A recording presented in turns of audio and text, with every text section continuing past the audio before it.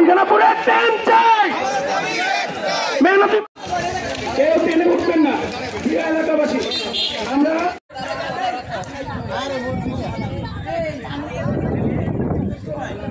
দ্বিতীয়বার করলাম তো, তৃতীয়বারে দেখা যাবে।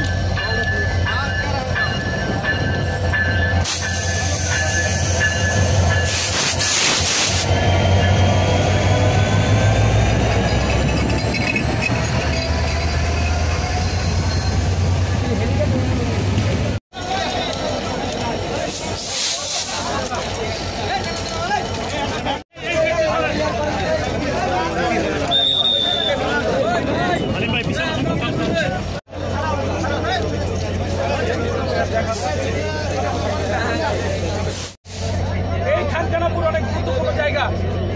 এখান থেকে শত শত মানুষ ঢাকায় যায়। আমরা সেই বিষয়গুলো লিখিতভাবে বিভিন্ন মন্ত্রণালয়ে আমাদের মন্ত্রী মহোদয়ের কাছে আমরা প্রেরণ করেছি। খানখানাপুর অনেক গুরুত্বপূর্ণ ব্যবসায়িক বন্দর। এই ট্রেন যদি না থামে, আমাদের খানখানাপুর ব্যবসায়ী পরিষদ, খানখানাপুর ছাত্রলীগ, রাজবাড়ির দক্ষিণ পূর্ব অংশের একটা গুরুত্বপূর্ণ জায়গা।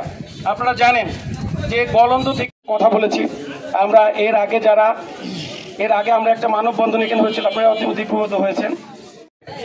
আমাদের যে মধুমতি এক্সপ্রেসটা রয়েছে, ওই এক্সপ্রেসটা এবং পাশাপাশি যে নতুন, এটা আমরা তো সুখবর, আমরা সৌভাগ্য। রাজবাড়ির প্রথম পূর্ণাঙ্গ মন্ত্রী যুক্ত, সেটা প্রশাসনকে বিবেচ্য করতে হবে। সেটা যদি বলেন সারা বাংলাদেশের লোক খানখানাপুর থেকে এই রেলে তারা যাতায়াত করতে পারবে, অবস্থান করছে, কারণ এখানে গোয়ালন্দ, পাচুরিয়া মাননীয় শেখ হাসিনাকে আমাদের পূর্ণাঙ্গ মন্ত্রী দেওয়ার জন্য আমাদের ছেলেজীবী মানুষগুলো উপকৃত হবে। আমরা যারা পড়াশোনা করি, আমাদের ছেলেপেলে যারা পড়াশোনা করে, আমাদের আবহাওয়ার জনসাধারণের সকলে উপকৃত হবে।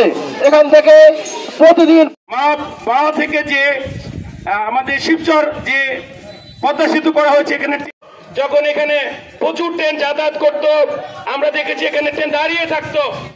এই সুযোগ ভোগ করে তারা এই খানখানাপুর বাজার, এখানে যারা মুরব্বী রয়েছেন তারাও দেখেছেন এই রেল স্টেশনে কত জাঁকজমক ছিল। এই